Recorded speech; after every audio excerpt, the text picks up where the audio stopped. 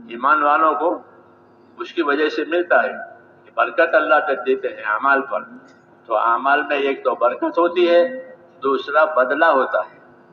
وہ بدلہ چل کر اللہ آخرت میں دے گا. اس کا وعدہ کیا گیا ہے، اس کا وعدہ کیا گیا ہے کہ فلاں عمل پر یہ دیں گے، فلاں عمل پر یہ دیں گے. فضائل اعمال میں یہی بات سمجھائی گئی ہے کہ آدمی دنیا میں عمل کرتا ہے اور ظاہر میں کچھ ہوتا ہے نہیں، کہ ہاں کہ وہ اپنے وقت پر ہوگا. جیسا کہ آم کے لیے گوٹلی ڈالی اور اسے اگانے کی کوشش کی تو آج سے آج پھل نہیں ملے گا، بلکہ اس کی مدت پر اس کا پھل آئے گا. اس طرح تمہارے کو عمل کی دعوت دی ہے اور اس عمل کا نتیجہ اپنے وقت پر آئے گا. اس طرح پھل اپنے موسم میں آیا کرتا ہے. اس کو فضائل کہتے ہیں. تو اللہ تعالیٰ نے دنیا میں اپنے دین پر چلانے کے لیے اور حالات کو درست بنانے کے لیے ہم کو اعمال کی لائن دی ہے کہ اپنے عملوں کو صحیح کرنے سے ساری لائنیں صحیح ہو جائیں گی. حضور صلی اللہ علیہ وسلم نے یہی بات مدینے والوں سے فرمائی تھی کہ من اصلح ما بینہ و بین اللہ اصلح اللہ ما بینہ و بین خلقہ، کہ جو لوگ اپنا اور خدا کا معاملہ ٹھیک کر لیں گے تو اللہ ان کا اور مخلوق والا معاملہ ٹھیک کرے گا. آسمان بھی ان کے حق میں ہو جائے گا، زمین بھی ان کے حق میں ہو جائے گی، دل بھی آپس میں ایک دوسرے کے حق میں ہو جائیں گے، یہاں تک کہ فرشتے بھی مدد کے لیے ہو جائیں گے. ہاں کیوں کہ معاملہ اللہ تعالیٰ سے اچھا ہوا ہے، اور معاملہ اللہ سے بگڑا ہے کہ ساری مخلوق کی لب ہو جائے گی، حالات بگڑ جائیں گے. ہاں حالات بگڑ جائیں گے کہ حالات کے بننے بگڑنے کا تعلق آدمی کا اللہ سے تعلق پر موقوف ہے. تو اس کا تعلق اللہ تعالیٰ سے صحیح ہوا کہ سارے حالات صحیح ہو جائیں گے. من اصلح ما بینہ و بین اللہ اصلح اللہ ما بینہ و بین خلقہ، کہ جو لوگ اپنا اور خدا کا معاملہ صحیح کریں گے اللہ ان کا مخلوق والوں کا معاملہ صحیح کر دے گا. اور اگر اللہ سے معاملہ بگاڑا ہے تو پھر معاملہ بگڑ جائے گا. یہ دعوت سمجھانے کے لیے اور زندگیوں کی ذمہ داریاں سمجھانے کے لیے یہ باتیں کہی جاتی ہیں تاکہ اپنی زندگی کی ذمہ داریاں سمجھیں. اور زندگی کی ذمہ داریاں سمجھنے کا مطلب یہ ہے کہ سب سے پہلے اپنے دلوں کا یقین اور اپنے دلوں کا تعلق اللہ تعالیٰ سے صحیح کرو کہ ہماری زندگی اللہ کی عبادت کے لیے ہے، ہم اللہ کے بندے ہیں، وہ ہمارا معبود ہے. تو ہمارا اور اللہ کا تعلق عبادت اور بندگی کا ہے، وہ عبادت اور بندگی والا تعلق صحیح ہو جائے. دوسرا کہ جو اسباب اللہ نے ہم کو دیے ہیں جان کے مال کے، ان اسباب کا استعمال کہاں ہو. تو دنیا میں دو راستے ہیں، ایک خواہشات کا راستہ ہے اور ایک اطاعت کا راستہ ہے. یہ دو راستے ہیں دنیا میں. ایک خواہشات کا راستہ کہ جو جی میں آوے وہ کرو، اور ایک ہے کہ جو جی میں آوے وہ نہیں کریں گے بلکہ جو حکم ہوگا وہ کریں گے. دنیا والے جو اللہ کو جانتے مانتے نہیں ہیں ان کا راستہ خواہشات کا ہوتا ہے کہ جو جی میں آوے کرو، بھائی یہی دنیا ہے، کھا لو پی لو، پھر کچھ نہیں ہے، وہ یوں کہتے ہیں بس. پھر کچھ نہیں ہے، نہ مننا ہے، پھر اس کے بعد جینا نہیں ہے. ہاں وہ یہ کہتے ہیں. اور دوسری جانب اللہ کے بھیجے ہوئے رسول کہتے ہیں کہ ایسا نہیں ہے، بلکہ مرنے کے بعد اصل زندگی آئے گی. مرنے کے بعد اصل زندگی آئے گی، اور اصل زندگی پہلی زندگی کا نتیجہ بتاوے گی. جی ہاں، ایک بویائی کا زمانہ ہوتا ہے، ایک کٹائی کا زمانہ ہوتا ہے کھیت میں. ایک بویائی کا زمانہ، تو بویائی کے زمانے میں بویائی ہوتی ہے، پھر فصل آ گئی کہ اب کٹائی ہوگی. ایسے ہی زندگی میں ایک لگانے کا زمانہ ہوتا ہے اور ایک اس کا نتیجہ دیکھنے کا زمانہ ہوتا ہے. لگانے کا زمانہ موت سے پہلے کا زمانہ ہے اور نتیجہ دیکھنے کا زمانہ موت کے بعد کا زمانہ. دو زندگیوں کو اللہ تعالیٰ نے اس طرح بنایا کہ ایک میں لگانا ہے اور دوسرے میں اس کو لینا ہے اس کا نتیجہ. ہاں تو بویائی کٹائی کھیتوں میں ہوتی ہے، بویائی اور کٹائی. یہ بویائی کا زمانہ ہے، سب بوئیں گے. پھر کٹائی کا زمانہ آئے گا تو سب کاٹیں گے. کیا کاٹا کہ تل بوئے تھے وہ تل کاٹے. ایسے میرے دوستوں زندگی کا دور ہے، ایک عمل کا زمانہ ہے اور ایک اس عمل کے نتیجہ دیکھنے کا زمانہ ہے.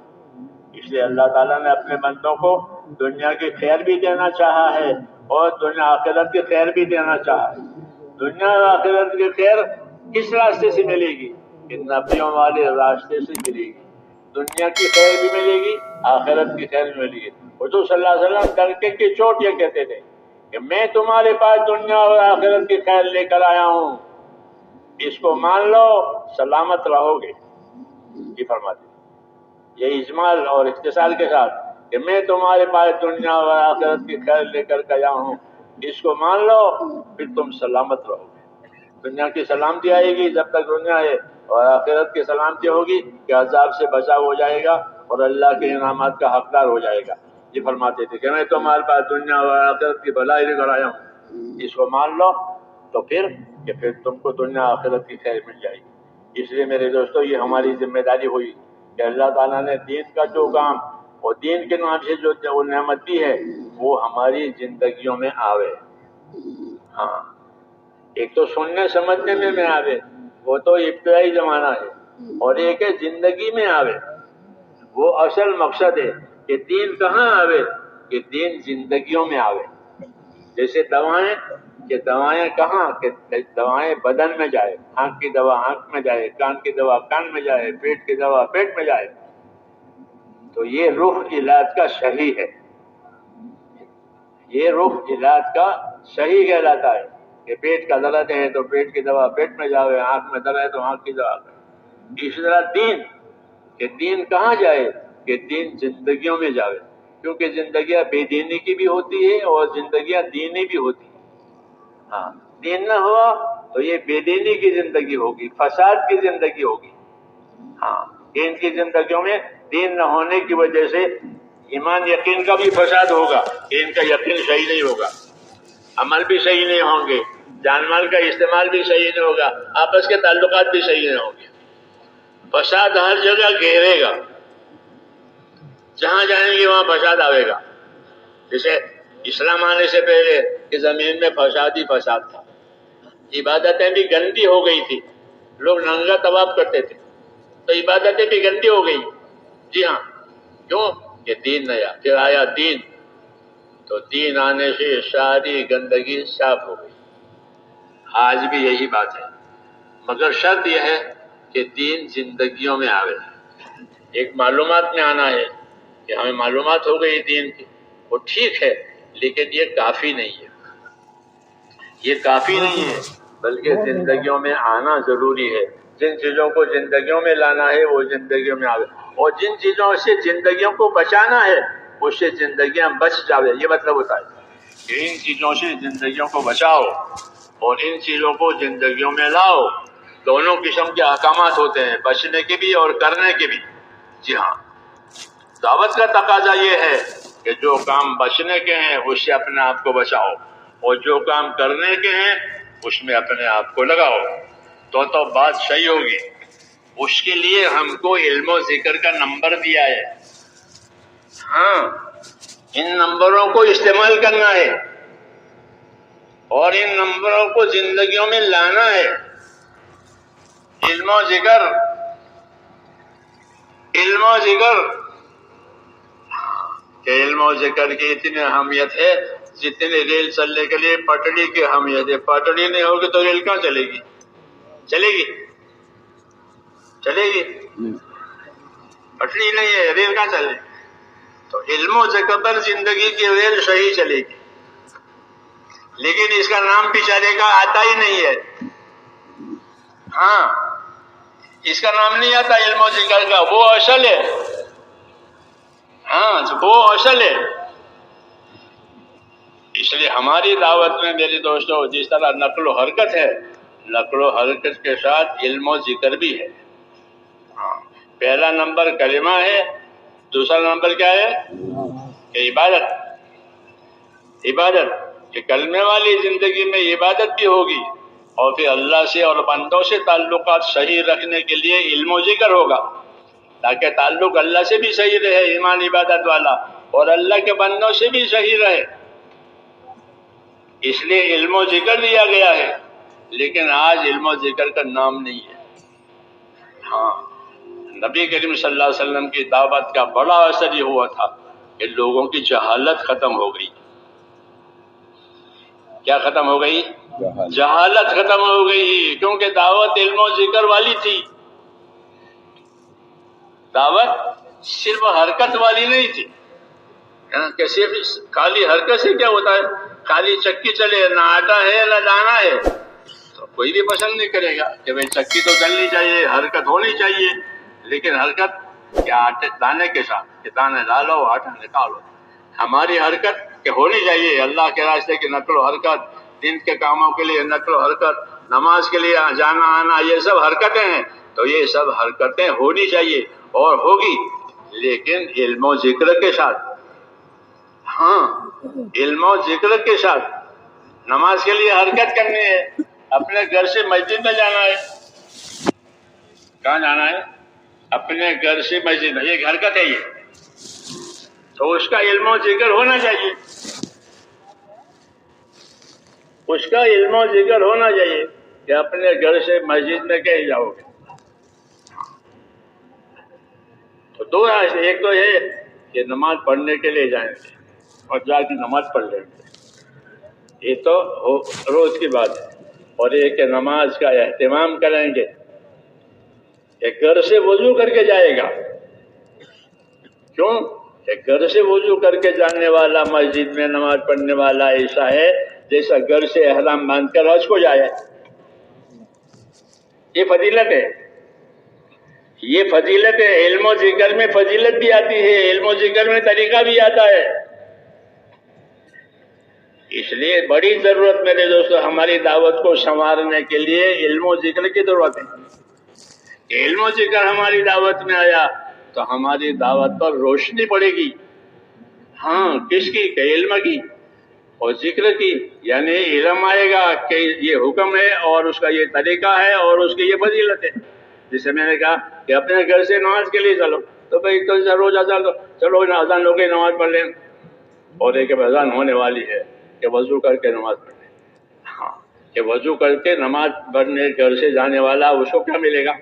کہ اپنے گھر سے وضو کر کے نماز کر کے جانے والا ایسا ہے جیسے اپنے گھر سے احرام باندھ کر حج کو جانے والا. تو احرام باندھ کر حج کو جانا کوئی آسان کام ہے؟ آسان کام ہے کہ آسان کام نہیں ہے. لیکن اس مشکل کام پر جو فضیلت ملتی تھی وہ یہاں ملے گی. یہ علم و ذکر کا مطلب ہے کہ ہم جو عمل کریں ہمارے پاس اس عمل کی فضیلت ہو کہ اس پر مجھے میرا اللہ دینے والا ہے، مجھے یہ ملے گا. جیسے تاجر کوئی بھی آئٹم بیچتا ہے تو اس کو اندازہ ہوتا ہے کہ یہ اصل قیمت میں میرے یہاں اتنے پر آئی ہے اور اپنے گاہک کو اتنی قیمت پر دے رہا ہوں. یہ اصل قیمت ہے، یہ میرا اس پر نفع ہے. وہ یہ دونوں باتیں جانتا ہے، چاہے وہ صابن کی ٹکیا ہی کیوں نہ بیچے. میری بات سمجھ آ رہی ہے؟ صابن کی ٹکیا بیچے تو کہ میرے ہاں یہ اتنے میں آئی 1 درجن صابن اور آج میں اتنے پر بیچ رہا ہوں، تو یہ میری اصل قیمت ہے اور یہ میرا نفع ہے. اس کو تاجر کہتے ہیں کہ جو نفع لے اپنی تجارت میں اس کو تاجر کہتے ہیں. اور جو کھوٹ کھائے اس کو خاسر کہتے ہیں. کھوٹ کھانے والا عربی میں خاسر، دنیا میں کھوٹ کھائے. نفع لینے والا وہ تو تاجر ہوتا ہے. تاجر وہ ہوتا ہے جو نفع کماوے.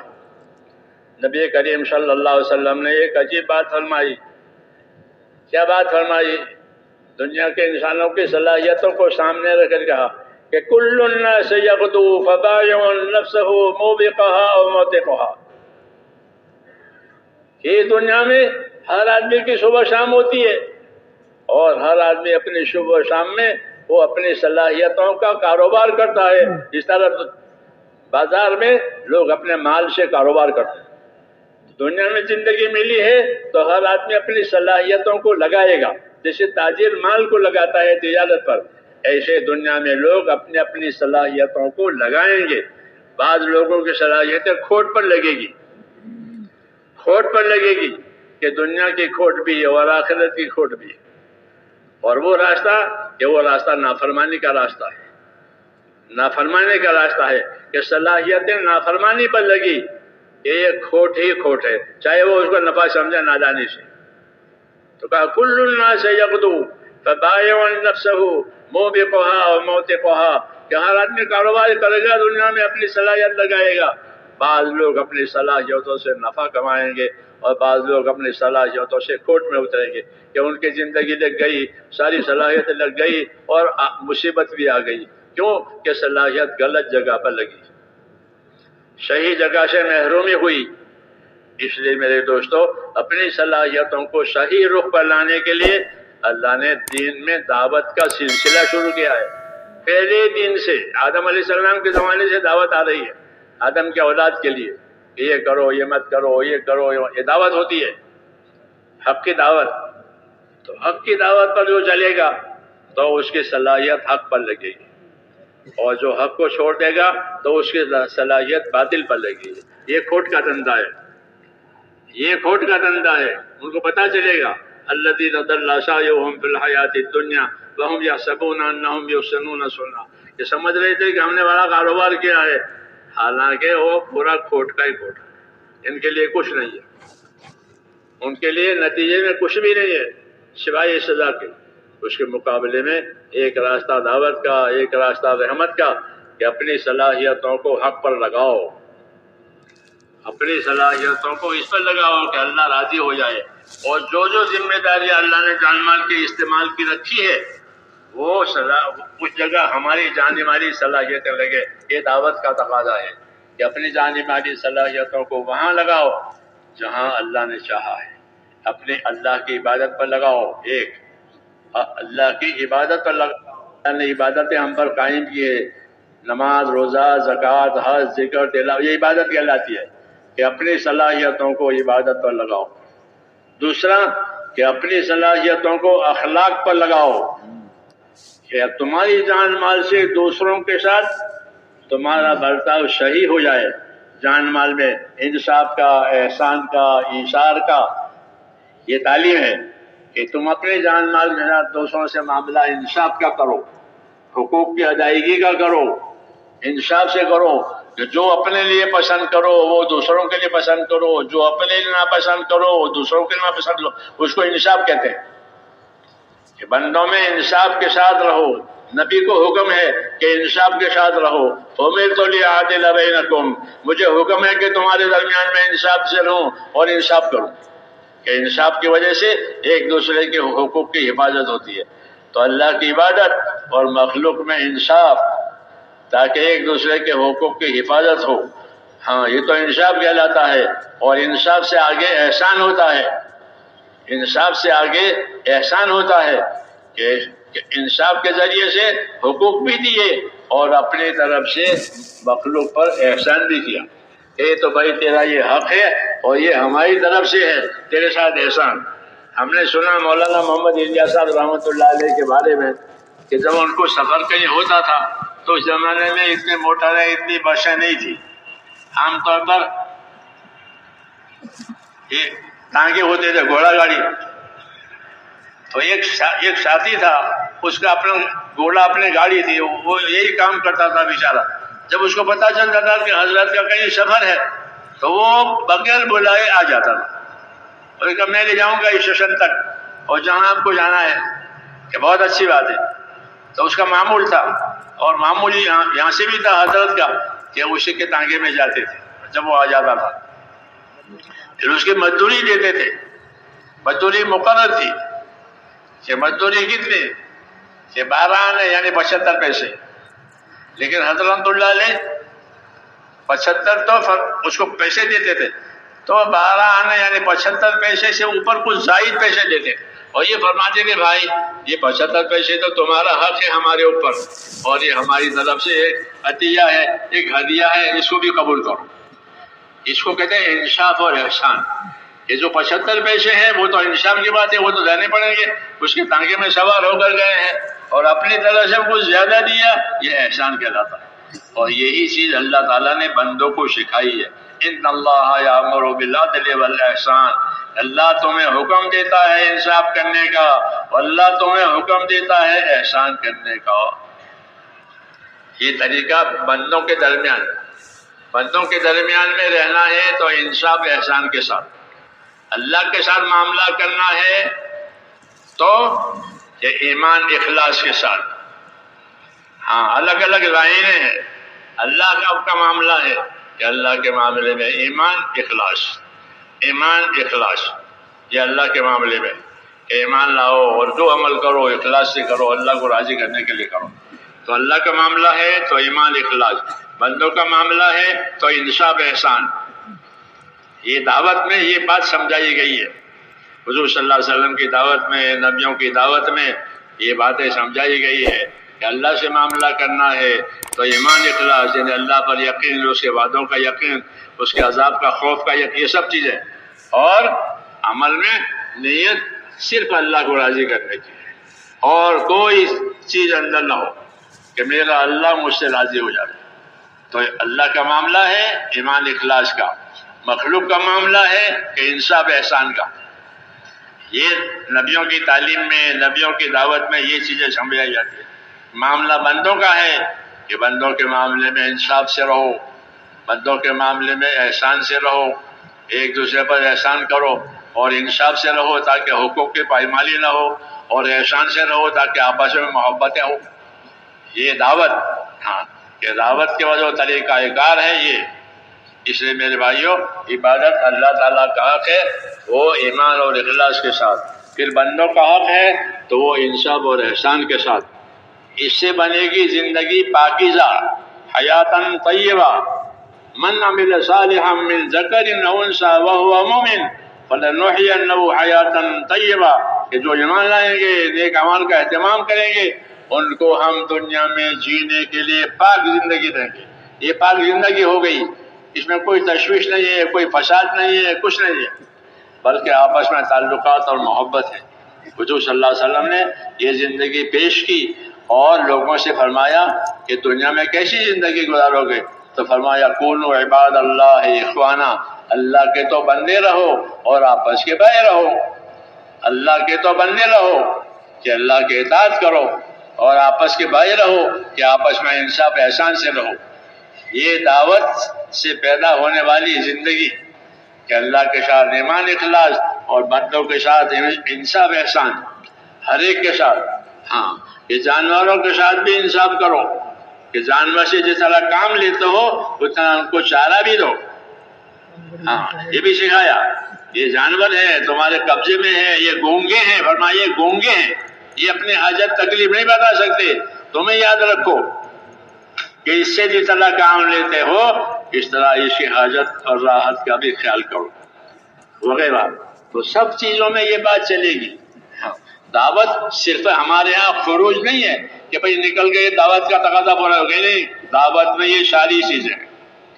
یہی مطلب ہے علم و ذکر کا کہ ہم کو ان تمام لائنوں کا علم و ذکر دیا گیا ہے.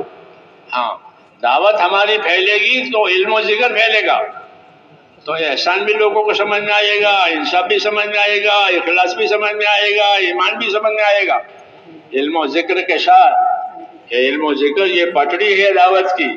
ہاں کہ دعوت اسی پر چلے گی تو دنیا میں علم زندہ ہوگا، جہالت دور ہوگی، دنیا میں ذکر زندہ ہوگا، غفلت دور ہوگی. یہی دو چیزیں حضور صلی اللہ علیہ وسلم نے چلائی ہے کہ دنیا میں جہالت تھی، آپ نے ان کو تعلیم دی تو اس تعلیم کی وجہ سے ان کی جہالت ختم ہو گئی.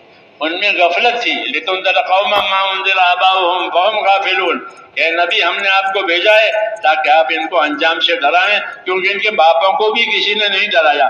عیسیٰ علیہ السلام کے آسمان پر جانے کے بعد کوئی نبی نہیں آیا، کوئی ان کو اصلاح کرنے والا نہیں آیا، تو برسوں کی جہالت اور غفلت ہے. تو آپ ان کو غفلت سے نکالیں گے، آپ ان کو جہالت سے نکالیں گے اور ان کو علم و ذکر دیں گے. ہاں زندگی گزارنے کا کیا حکم ہے اور حکم کے کیا طریقے ہیں، وہ علم و ذکر ہے. ہماری دعوت میں بھی یہی ہے کہ علم و ذکر جتنا زندہ ہوگا اتنی دعوت کامیاب ہے کہ اسے زندگی کے ہر پہلو پر روشنی پڑے گی. کوئی پہلو زندگی کا اندھیرے میں نہیں رہے گا، ہاں بلکہ سارے پہلو روشن ہو جائیں گے. حضور صلی اللہ علیہ وسلم کی دعوت تعلیم میں یہی بات تھی کہ جتنے درجے کی جہالت تھی اتنے درجے کا علم آیا، جتنے درجے کا اندھیرا تھا اتنے درجے کا نور آیا. قرآن کا نور الگ تھا، آپ کی سنتوں کا نور لوگوں کی زندگیوں میں الگ تھا. کہ لوگ قرآن کو بھی دیکھتے تھے، قرآن پر بھی عمل کرتے تھے، سنتوں پر بھی عمل کرتے تھے، تو اللہ نے قرآن کو بھی نور کہا ہے، آپ کی سنتوں کو بھی نور کہا ہے، اور یہی نور پیدا کرنا ہے، علم و ذکر کا یہی مطلب ہے۔ اس لیے ہماری زندگی کا رخ اس طرف ہو جاوے کہ ہماری زندگیوں میں یہ چیزیں پیدا ہو جاوے کہ ہم کو نبی صلی اللہ علیہ وسلم نے کیا طریقے دیے ہیں وہ ہماری زندگیوں میں آئے، وہ سنت طریقے ہیں، اور ان پر چلنا ہے، ان کو سیکھنا ہے، ان کی دعوت دینی ہے دوسروں کو، کیونکہ لوگ اس سے بے خبر ہیں۔ ہاں تو علم و ذکر ایسا ہے جیسے پٹڑی لگ گئی، پٹڑی ہو گئی تو ریل چلے گی، پٹڑی نہیں تو ریل کہاں چلے گی؟ علم و ذکر ہے کہ زندگی کی ساری لائنیں صحیح ہو جائے گی، تاجر تجارت میں صحیح ہو جائے گا علم و ذکر کی وجہ سے، کہ اس کے بعد تجارت کا علم و ذکر ہے، مزدور کے بعد مزدوری کا علم و ذکر ہے، زمیندار کا زمینداری کا علم و ذکر ہے۔ علم و ذکر ایک پٹڑی ہے، میلوں تک چلی گئی ہے، جی ہاں میلوں تک وہ پٹڑی چلی گئی ہے اور میلوں تک ریل جاتی ہے، تو یہ زندگی کی پٹڑیاں کہلاتی ہیں میرے دوستو۔ اگر یہ نہیں ہے تو پھر ریل ٹیر ہو جائے گی، کیونکہ پٹڑی نہیں ہے۔ تو زندگی میں علم و ذکر کرنا ہوا تو ہماری زندگی ٹیر جہاں ہے وہیں کے وہیں ہے۔ اس لیے یہ 6 کے 6 نمبر ہے، حضرت فرماتے ہیں 6 نمبر ہی اصل ہے، زندگیوں میں 6 نمبر آوے، جی ہاں، کہ اللہ کی نسبت سے ایمان عبادت علم و ذکر، پھر مخلوق کی نسبت سے کہ انصاف احسان، ہاں، اور اس کی قبولیت کے لیے اخلاص نیت، تو یہ ہے، اس کے پیدا کرنے کے لیے یہ کام دیا ہے۔ اگر یہ ہو گیا تو اللہ ہماری اجتماعی حالت کو بھی صحیح کریں گے، انفرادی حالت کو بھی صحیح کریں گے۔ ہاں، کیونکہ جتنی اجتماعی محنتیں ہوتی ہیں وہ انفرادیت کو سنوارنے کے لیے ہوتی ہیں۔ انفرادیت بذات خود مقصود نہیں ہوتی، بلکہ اجتماعیت کے ذریعے سے انفرادیت کو سنوارنا ہے۔ نماز با جماعت پڑھنی ہے، یہ مثال ہے اجتماعیت کی، کہ نماز با جماعت پڑھو، کہ نماز با جماعت پڑھو گے تو ہر فرد کو انفرادی طور پر 27 نمازوں کا ثواب ملے گا۔ ہاں، تو اجتماعیت سے انفرادیت پرورش پاتی ہے، اجتماعی محنت اور اجتماعی کا یہ اثر ہوتا ہے۔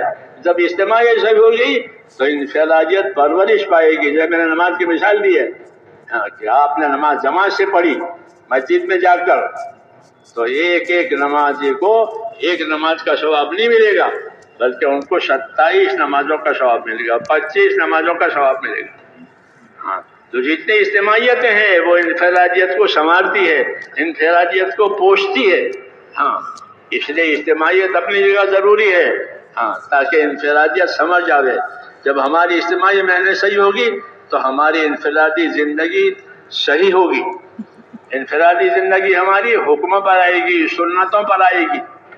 کیوں؟ کہ اجتماعی محنت کا یہی اثر ہوتا ہے کہ اجتماعیت سے انفرادیت کو ترقی ملے۔ جیسے میں نے ایک نماز جماعت سے نماز پڑھنے میں 27 درجے کا ثواب ملے، جی ہاں، اور جمعہ کی نماز میں اس سے زیادہ ثواب ملتا ہے کہ جمعہ میں اجتماعیت اس سے بھی زیادہ ہوتی ہے، تو اس کی فضائل تو بہت زیادہ ہے۔ تو اجتماعیت انفرادیت کو پوچھتی ہے، ترقی دیتی ہے، اس لیے اجتماعی طور پر بھی کام کرنا ہے، اس کو نصرت کہتے ہیں کہ اجتماعیت سے جو کام کیا جائے گا اس کا نام نصرت۔ اللہ نے اجتماعی طور پر دین کی نصرت کا حکم دیا ہے، یا ایھا الذین آمنوا کونوا انصار اللہ، اے ایمان والو تم سارے کے سارے اپنے دین کے مددگار رہو۔ نصرت ایک اجتماعی عمل ہے کہ ہر ایک اپنے دین کا مددگار بنے۔ جیسے ہر زمین والا اپنی زمین کو پانی دیتا ہے، پانی نہیں دے گا تو کیا ہوگے گا، ایسے ہر دیندار اپنے دین کو پانی دے، یعنی اپنے دین کا مددگار بنے۔ یہ اجتماعی محنت ہے کہ اپنے دین کی مدد کرو، نصرت کرو، اور اس کے نتیجے میں کیا ہوگا کہ انفرادی زندگیاں دین پر آ جائے گی۔ جب اجتماعی محنت ہوئی تو انفرادی زندگیاں دین پر آئے گی۔ اس لیے یہ بھی دیکھنا ہے کہ ہماری اجتماعی محنتوں سے ہماری انفرادی زندگیوں میں کتنا دین آیا۔ جیسے بازار میں سب کماتے ہیں، پھر انفرادی طور پر دیکھتے ہیں کہ میں کتنا کمایا، میں نے کتنا کمایا۔ ہاں، انفرادی طور پر وہ دیکھتے ہیں، وہ ویسے تو بازار میں سب کماتے ہیں، ایسے دنیا بازار ہے، سب اپنا کام کریں گے، پھر دیکھیں گے کس نے کیا کمایا۔ وَلْتَنْظُرْ نَفْسٌ مَّا قَدَّمَتْ لِغَدٍ، اللہ نے کہا کہ ہر انسان سوچا کرے کہ اس نے اپنے آخرت کے لیے کیا کمایا ہے۔ کی دعوت ہے کہ اپنی آخرت بنانے کے لیے اس نے کیا کمایا ہے، کیونکہ دنیا آخرت کمانے کے لیے دی ہے، اس کے لیے اللہ نے دین دیا ہے کہ جب دین کی طرف ہمارا رخ صحیح ہوگا، محنت کا، علم و ذکر کا، تو پھر یہ صحیح رخ ہمیں صحیح فائدے پر لے جائے گا۔ ہاں، اس لیے میرے دوستو، یہ نقل و حرکت زندگیوں میں کمال پیدا کرنے کے لیے ہے کہ نقل و حرکت ہم کو دی گئی ہے کہ زندگیوں میں کمال پیدا کرو۔ یہ کوئی کورس نہیں ہے 4 مہینے 8 مہینے، یہ کورس نہیں ہے، بلکہ اپنی زندگیوں میں دینی کمال پیدا کرنا، دینی کمال پیدا کرنا کہ ایمانوں میں یقین آوے اور عمل میں اتباع آوے۔ یہ کمال کا مطلب ہے کہ ایمانوں میں یقین آوے کہ اللہ کرنے والا ہے، اللہ مدد کرنے والا ہے، تو پھر آدمی حالات میں گھبرائے گا نہیں کہ اللہ مدد کرنے والا ہے، اور عمل میں کہ عمل میں رسول کا اتباع کرنا ہے۔ یہ اصلی مایا ہے جو اس عمل سے حاصل ہونی ہے کہ زندگی میں اللہ کا یقین اور رسول صلی اللہ علیہ وسلم کا اتباع۔ تیسرا کہ اللہ کی مخلوق سے اور انسانوں سے ہمدردی کی وجہ سے ان کو دعوت دینی ہے، ہمدردی کی خاطر ان کو اس کام پر لانا ہے کہ ہر نبی اپنے امت کا، اپنے قوم کا ہمدرد ہوتا تھا، جس طرح ماں باپ اولاد کے ہمدرد ہوتے۔ ہاں، وہ کہتا تھا نبی کہ میں تو تمہارا ہمدرد ہوں، تمہاری خیر خواہی میں کہہ رہا ہوں۔ ایسے ہم اللہ کے نبی کی امت کے لیے خیر خواہ ہی بنے۔ دائی خیر خواہ ہوتا ہے، دائی وہ خیر خواہ ہوتا ہے اپنے نفس کے لیے بھی اور امت کے لیے بھی۔ اس لیے ہم کو یہ کام دیا گیا ہے اور ہم کو اللہ نے اس کام میں چلایا ہے، یہ اللہ کا بڑا احسان ہے۔ یہ احسان کا شکریہ یہی ہے کہ ہم اپنے آپ کو اس کام میں لگائیں اور اس کے لیے جو تقاضے پیش آئیں اور اس کی ترقی کے لیے جو ضرورتیں بتائی جائیں، جو تقاضے بتائے جائیں، اس کو اپنے اوپر اوڑھا جائے اور اوڑھ کر کے اس کو پورا کیا جائے۔ ہاں، یہی حکم ہے کہ تم مسلمان سارے کے سارے اپنے دین کے مددگار بنو، یعنی جو تقاضا آ گئے اس دین کی ترقی کے اور امت کی ہمدردی کے، تو وہ اوڑھے جائیں گے اور اس کو پورے کیے جائیں گے ایک دوسرے کی مدد سے اور ایک دوسرے کے تعاون سے، تو پھر یہ نصرت کہلائے گی۔ اور جب ہماری طرف سے نصرت ہوگی تو اللہ کی طرف سے بھی نصرت ہوگی۔ ان تنصروا اللہ ینصرکم، تم خدا کے دین کے مددگار بنو گے، اللہ تمہارا مددگار بنے گا۔ تو اللہ سے مدد لینے کے لیے یہ ایک راستہ ہے یقینی کہ اس کے دین کے مددگار بنے، اپنی ذات سے پابند بنے دین کے، سنت کے، شریعت کے، تمام چیزوں کے، اور دوسروں میں اس کی دعوت چلائیں۔ تو اس کے لیے سب حضرات تیار ہیں؟ اب جو تقاضے آپ کو دیے جائیں گے اس تیاری میں وہ آپ لیں گے۔ تو اس کے لیے کون تیار ہے کہ جو تقاضے دیے جائیں گے ہم انشاءاللہ اس کو پورا کریں گے۔